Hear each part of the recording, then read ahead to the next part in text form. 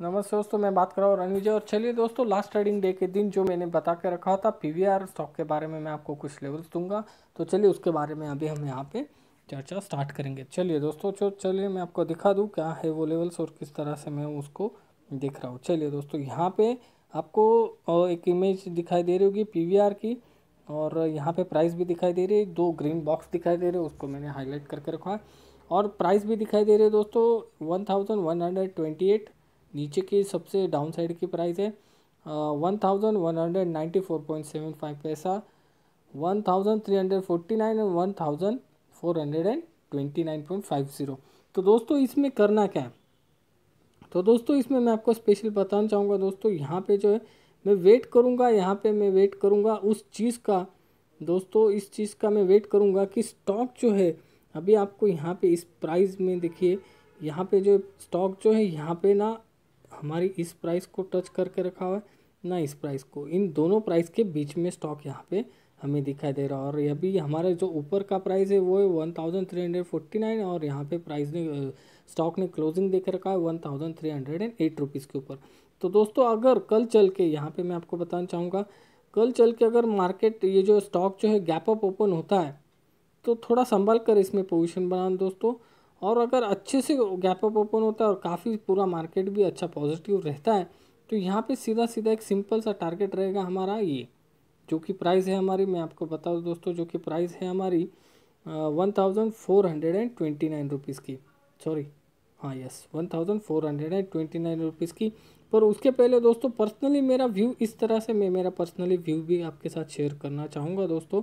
यहाँ पे पर्सनली मेरा व्यू इस तरह से है दोस्तों कि स्टॉक में एक अच्छा अपसाइड का मूव आने के बाद स्टॉक ने कम से कम यहाँ पे ये जो डाउन साइड का हमारा प्राइस है जो कि आपको स्क्रीन के ऊपर यहाँ पे दिखाई दे रहा है 1194, अगर इस प्राइस को मैं आपको बोल के रखता हूँ अभी, अगर इस प्राइस के ऊपर स्टॉक आ जाता है दोस्तों तो आप पोजीशन उसमें बनाना स्टार्ट कर सकते हो।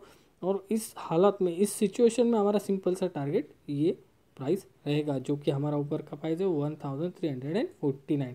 तो अभी हमें देखना पड़ेगा मंडे को किस तरह से मार्केट ओपन होता है और किस तरह से उसकी मूवमेंट होती है, क्योंकि क्या है, बैंक सेक्टर से रिलेटेड एक केस चल रहा है कोर्ट में, तो उसका रिजल्ट किस तरह से आता है वो भी बहुत ज़्यादा इम्पोर्टेंट है दोस्तों।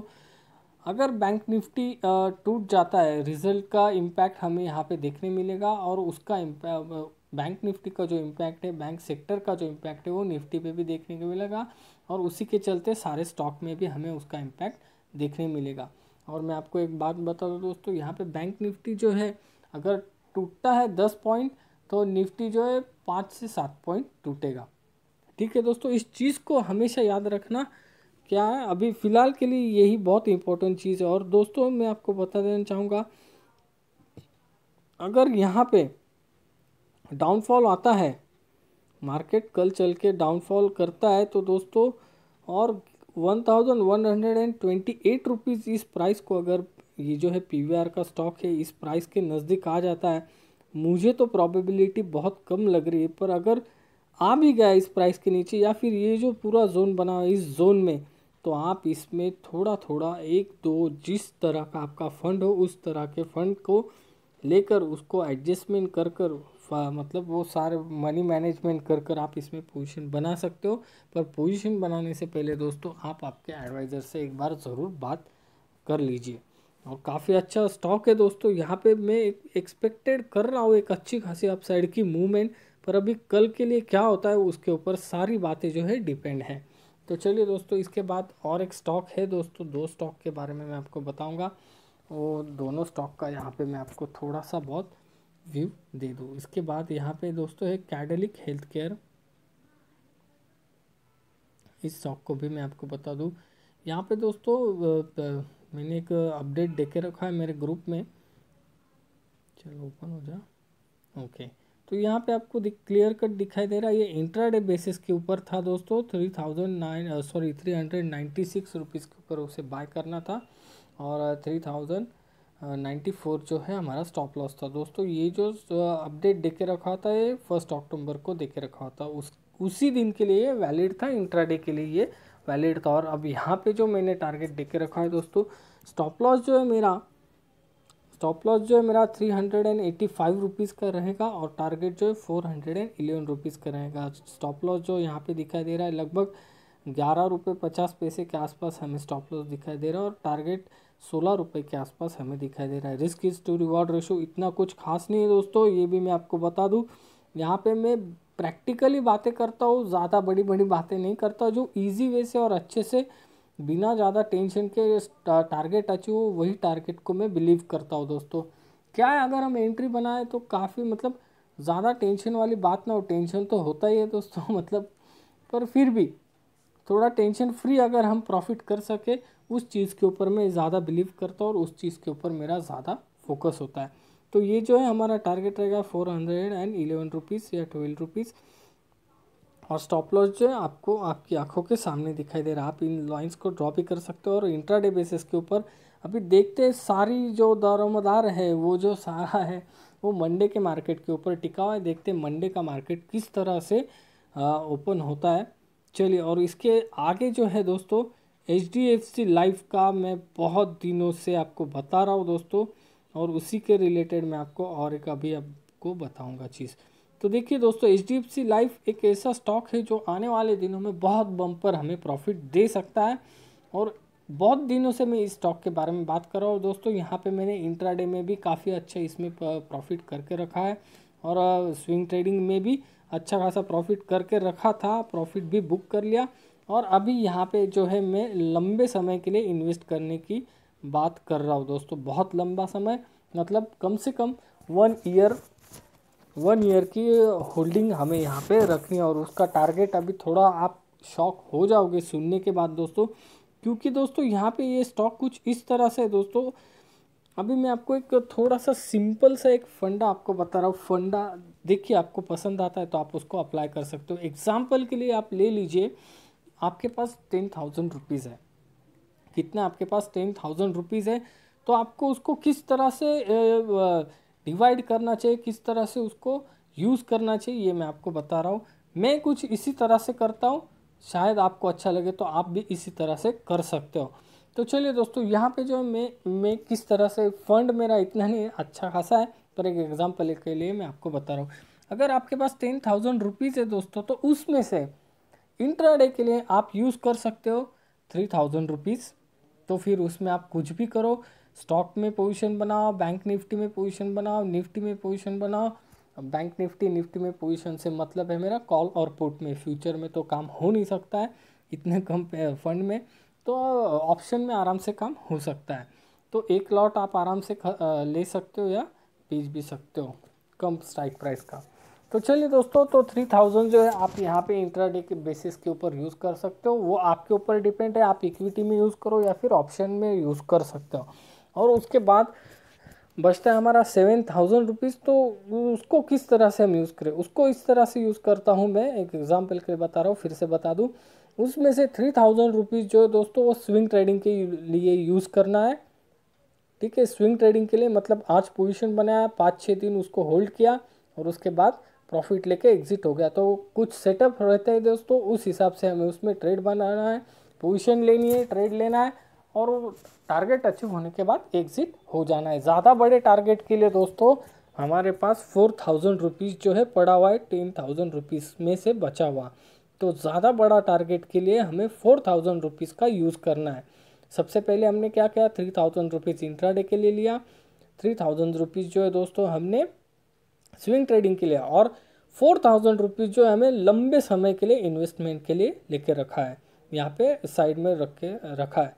तो 4,000 इसलिए दोस्तों कि अगर कल चल के यहाँ पे जो है कुछ अभी जैसे देखिए कोरोना की वजह से दोस्तों यहाँ पे HDFC लाइफ में क्या और सभी इंडेक्स में, सभी स्टॉक में हमें एक बहुत ज़बरदस्त डाउनफॉल जो है यहाँ पे देखने मिला है। बहुत ज़बरदस्त डाउनफॉल हमें यहाँ पे देखने मिला कोरोना की चलते। तो दोस्तों कुछ ऐसे स्टॉक इस वक्त में हमने सिलेक्ट करके रखने चाहिए जो अगर किसी भी तरह के पैंडेमिक आ जाते तो उसमें भी वो सरवाइव कर सकते हैं। कुछ ऐसे स्टॉक में हमें लंबे समय के लिए पोजीशन बना कर रखनी चाहिए। अगर वहाँ पे देखिए, अगर बहुत सारे लोगों ने यहाँ पे भी बाय करके रखा होगा इस जोन में, और जैसे ही मार्केट गिरने लगा है, देखिए मैं आपको फिर से एक बार बता दूं, जैसे ही मार्केट गिरने लगा इतना ज़ोर से, तो बहुत सारे लोग एग्जैक्टली यहाँ यहाँ यहाँ यहाँ एग्जिट हो गए होंगे। पर जो एक लंबे समय के लिए ट्रेडिंग करता है दोस्तों, एक लंबे समय का व्यू रखता है दोस्तों, वो कभी भी ऐसे मार्केट में एग्जिट नहीं करता, कभी भी ऐसे मार्केट में एग्जिट नहीं करता है। वो वेट करता है, जो लंबा व्यू जिसका होता है, जिसको लंबे समय के लिए स्टॉक मार्केट में टिके रहना है, उसका जो व्यू होता है वो मैं आपको बताता हूँ। वो कभी भी इस जोन में दोस्तों एग्जिट नहीं करता। वो इस जोन में देखता है कि मेरा स्टॉक किस तरह का है। अगर उसने एक की ऐसे ही किसी स्टॉक में इन्वेस्ट करके रखा है दोस्तों, तो वो एग्जिट कभी भी नहीं करता। और एक काम करता है, वो नीचे से बाइंग की कोशिश करता है। एवरेज जो है, एवरेज जो वो बनाने की कोशिश करता है। क्यों? क्योंकि उसने जो लंबे समय का व्यू वाला जो ट्रेडर रहता है, उसने जो स्टॉक सिलेक्ट करके रखा हुआ होता है दोस्तों, वो स्टॉक कुछ ऐसे स्टॉक में से नहीं होता है जो मार्केट गिरने के बाद टूट जाते हैं और मार्केट ऊपर आने के बाद बहुत कम या फिर बहुत मामूली सी स्पीड में ऊपर आते हैं, या फिर मूवमेंट ही नहीं रहती, या फिर वो टूटते ही जाते, थोड़ा एक आधा बाउंस बैक आ गया और फिर से नीचे आ गए। ऐसे वो स्टॉक नहीं होते। उन्हीं कुछ स्टॉक में से है HDFC लाइफ। और इस स्टॉक के ऊपर मैं इतना क्यों बिलीव कर रहा हूँ, क्यों इतना फोकस कर रहा हूँ दोस्तों, तो मैं आपको उसका एक स्पेशल रीज़न बताना चाहूँगा। ये जो स्टॉक है HDFC लाइफ, ये जो है ये डेबिट फ्री कंपनी है। सबसे पहली बात, ये डेबिट फ्री कंपनी और HDFC लाइफ से रिलेटेड दोस्तों कोई भी स्टॉक कभी भी बंद नहीं गिर सकता। जैसे कैडेलिक हेल्थ केयर हो गया और HDFC लाइफ, ये दोनों स्टॉक कभी भी क्लोज नहीं हो सकते, या फिर गिरे भी दोस्तों तो इनमें एक वो पावर रहता है जो रिवर्स मार सके। और आप देख सकते हो कितना बढ़िया इसने रिवर्स मारा है। यहाँ से देखिए एग्जैक्टली उसी लेवल को उसने टच कर लिया जहाँ से वो गिरा था। अब आया आपके समझ में इस स्टॉक को लेकर मैं इतना कॉन्फिडेंस क्यों हूँ, और क्या है इसमें मेरा टारगेट, वो भी मैं आपको बताऊंगा। तो दोस्तों एग्जैक्टली उसने उतना दम था दोस्तों इस स्टॉक में, जो उसने इतना अच्छा उसमें रिवर्स मार लिया है। बहुत सारे स्टॉक तो इस प्राइस को लेकर जहाँ से मार्केट टूटा और जहाँ तक मार्केट नीचे टूटा, उससे लेके आधा भी रिकवर नहीं किया है बहुत सारे स्टॉक ने। आप अगर ठीक से देखोगे तो आपको ये बात समझ में आएगी। और कुछ ऐसे स्टॉक है, बहुत अच्छे अच्छे स्टॉक है, पर इस स्टॉक को मैंने क्यों सिलेक्ट करके रखा है, जो रिटेलर ट्रेडर है दोस्तों वो भी इसमें इन्वेस्ट कर सकता है। देखिए 350 रुपीज़ के आसपास आ चुका था स्टॉक, और आज के रेट में कितना चल रहा है, लगभग डबल हो चुका था। 650 रुपीज़ के आसपास उसने हाई लगा के रखा था। तो दोस्तों ऐसे ये स्टॉक में हमें लंबे समय के लिए इन्वेस्ट करना चाहिए। क्यों? उसके पीछे का रीज़न दोस्तों, अगर आप कुछ इस तरह से करोगे, 10,000 को डिवाइड करोगे 3 पार्ट में, तो मैं आपको 100% गारंटी के साथ कहता हूँ दोस्तों, आप मार्केट से कभी भी आउट नहीं होंगे, कभी भी आउट नहीं होंगे। और जो आउट हो जाता है दोस्तों, उसको रिवर्स आना बहुत मुश्किल होता है। तो ये आप इस तरह से कुछ अपना सेटअप बना के रख सकते हो। मैं तो इसी तरह से करता हूँ दोस्तों, और इसी तरह से मेरा काम होता है। और बहुत सारे स्टॉक में स्विंग ट्रेडिंग करता रहता हूँ, और कुछ गिने चुने स्टॉक है दोस्तों, उनमें मेरी पोजीशन अभी भी बनी हुई है। हालांकि मार्केट काफ़ी अच्छा टूट चुका था, उनमें मैंने क्वांटिटी बढ़ाई है, ना कि उन स्टॉक को मैंने सेल आउट कर दिया है। ठीक है दोस्तों, इस तरह से हम काम कर सकते हैं। और चलिए अभी मैं आपको बता दूं कि इस स्टॉक में मेरा लेवल, मेरा जो टारगेट है वो क्या है। शॉक मत हो जाइएगा दोस्तों, थोड़ा समझिए और देखिए क्या है मेरा टारगेट। ये रहा मेरा टारगेट HDFC लाइफ, और ये रहा मेरा टारगेट। इसको एनालाइज करके रखा है दोस्तों, उसकी इमेज भी है, उसकी इमेज में आपको कभी वक्त आए तो दिखा भी दूंगा। और यहाँ पे मेरा टारगेट है दोस्तों 29 वीक और 954 रुपीज़।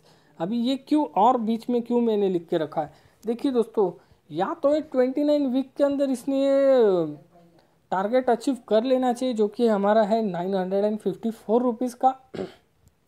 अदरवाइज उसके पहले अगर ये स्टॉक 954 रुपीज़ के प्राइस को टच कर लेता है एक साल के अंदर, तो हम यहाँ पे प्रॉफिट बुक कर सकते हैं। और उसके बाद भी अगर टाइम लग जाता है दोस्तों, तो भी मेरा पर्सनली टारगेट रहेगा 954 रुपीज़ का। फिर उसको 1 साल लगे, 1.5 साल लगे, 2 साल लगे, कोई प्रॉब्लम नहीं, क्योंकि दोस्तों ये मेरी ये एक ही स्टॉक नहीं है, बहुत सारे स्टॉक है, पर उन बहुत सारे स्टॉक में से ये मेरा स्टॉक है जो मुझे लंबे समय के लिए इन्वेस्ट करना है और काफ़ी अच्छा उसमें से मुनाफा लेके निकलना है। और मुनाफा कितना होगा आपकी आंखों के सामने स्क्रीन के ऊपर आपको दिखाई दे रहा है। और अभी प्राइस जो चल रहा है वो भी मैं आपको दिखा दूँ दोस्तों।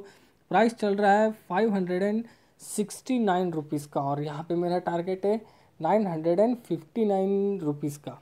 सही है ना, 59, हाँ 954 रुपीज़ का। तो काफ़ी लगभग 300 रुपीज़ प्लस का मेरा टारगेट है यहाँ पे। और ऐसी नहीं दोस्तों, यहाँ पे एक डाउनफॉल भी आने की प्रोबेबिलिटी है। यहाँ पे इस स्टॉक में डाउनफॉल भी आने की प्रोबेबिलिटी है।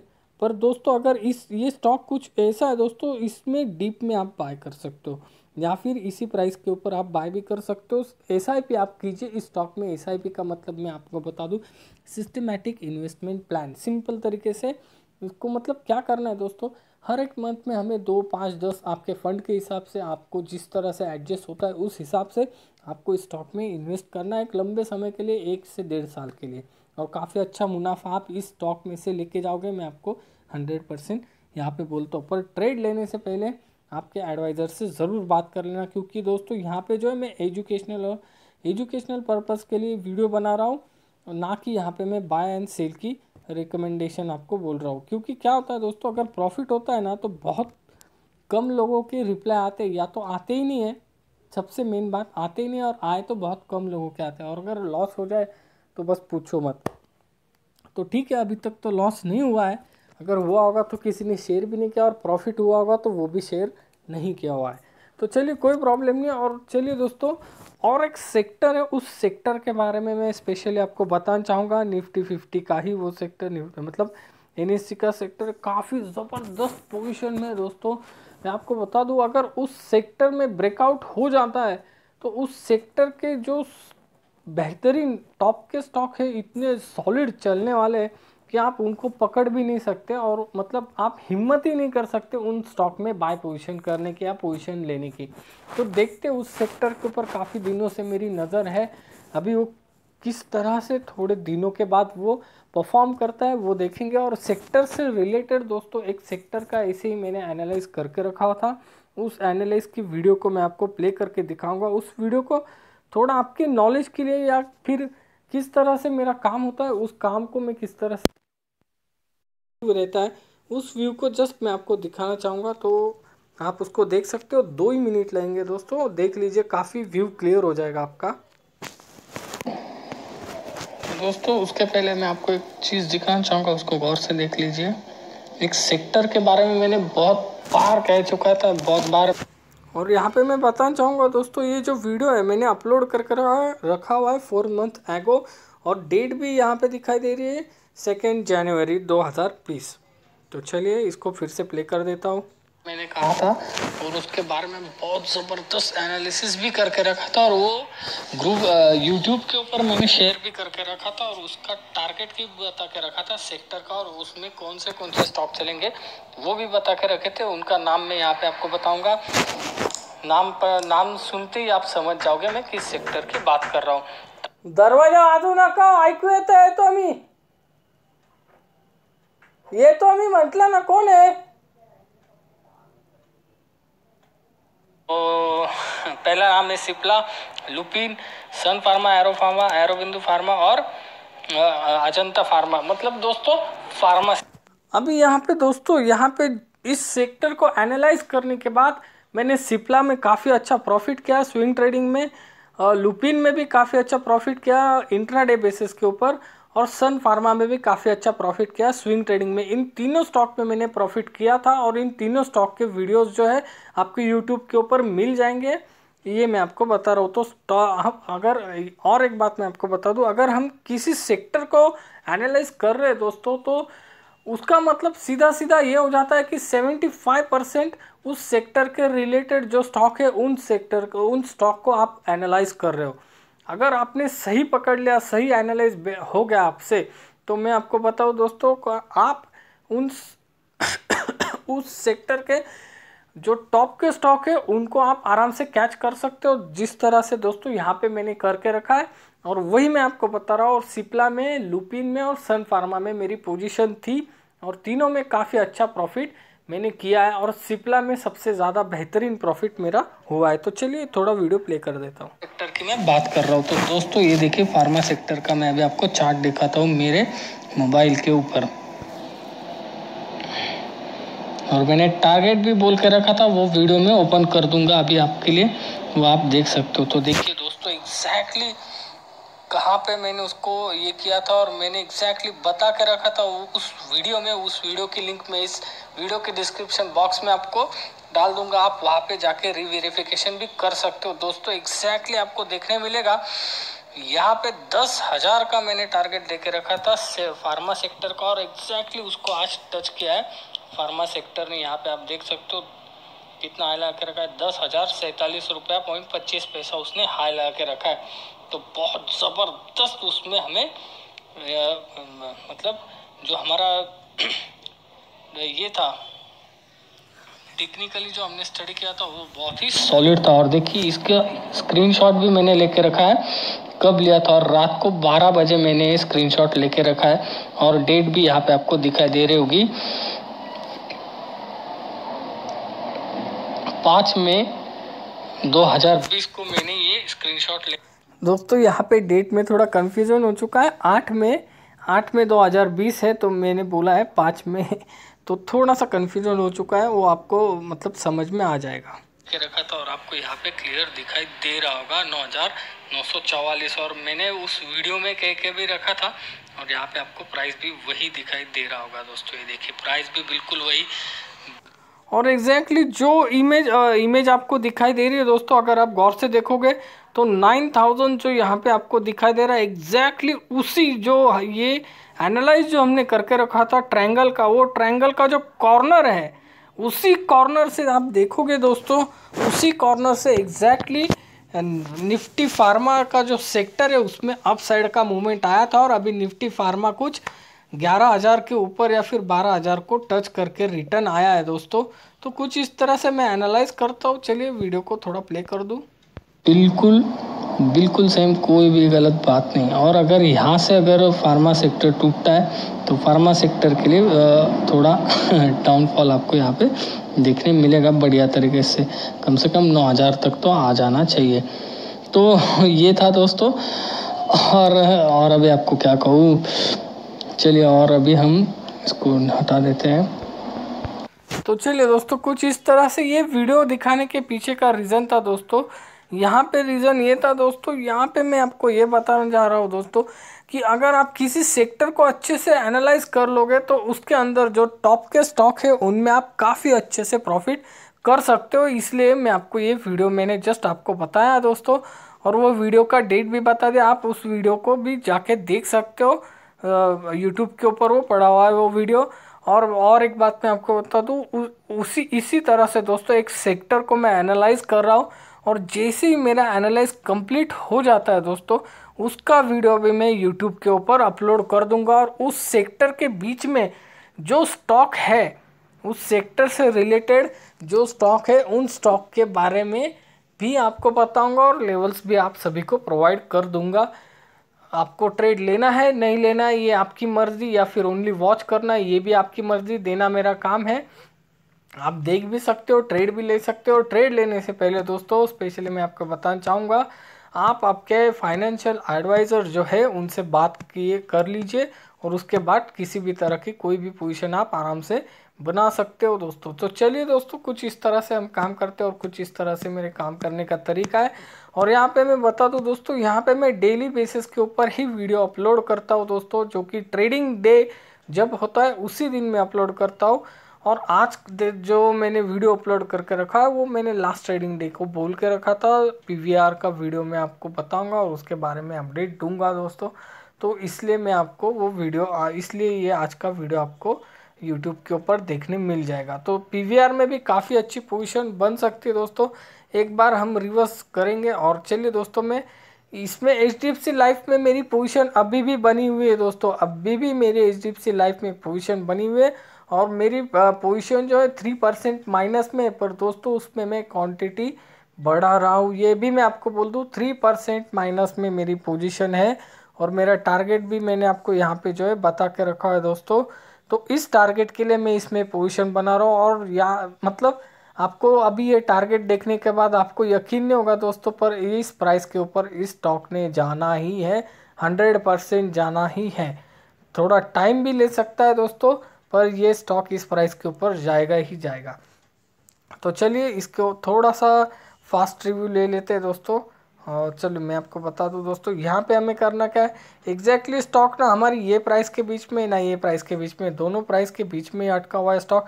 तो हमें वेट करना है अदर कल किस तरह से मार्केट ओपन होता है। कल अगर ये स्टॉक गैप अप ओपन होकर यहाँ पे इस प्राइस को टच कर लेता है, हमारी जो ऊपर वाली प्राइस है, और वो प्राइस भी मैं आपको यहाँ पे क्लियर कट दिखा दूँ। अरे कहाँ पे चलिए, प्राइस भी मैं आपको दिखा दूँ।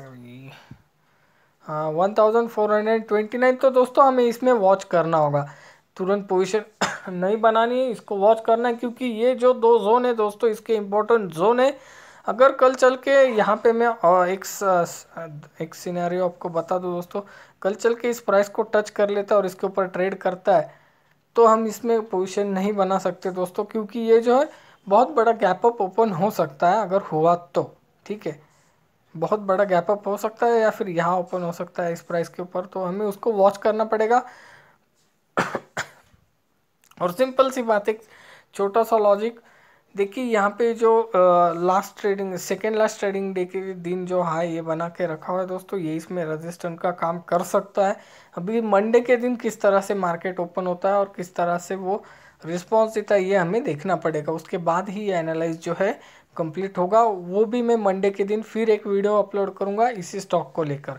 तो ये दो जो जोन है, ये जो प्राइस है दोस्तों, ये बहुत ही इंपॉर्टेंट है। और मेरा पर्सनल व्यू दोस्तों, अगर आपको ये स्टॉक इस प्राइस के ऊपर मिल जाता है यहाँ पे, तो बहुत ही सोने पे सुहागा जैसी चीज़ यहाँ पे आपको मिल जाएंगे और काफ़ी अच्छा मुनाफा आप इसमें कर सकते हो। पर प्रोबेबिलिटी इसकी थोड़ी सी कम दिखाई दे रही है। अगर ऐसे भी हो सकता है दोस्तों, अगर बैंक सेक्टर से रिलेटेड जो केस चल रहा है कोर्ट में, अगर वो बैंकों के खिलाफ हो जाता है और बैंक निफ्टी जो है टूटने लगता है, तो निफ्टी भी टूटेगा और पीवीआर में एक थोड़ा हमें अपसाइड का मूवमेंट देखने के बाद पीवीआर भी हमें डाउन साइड के लिए देखने मिल सकता है।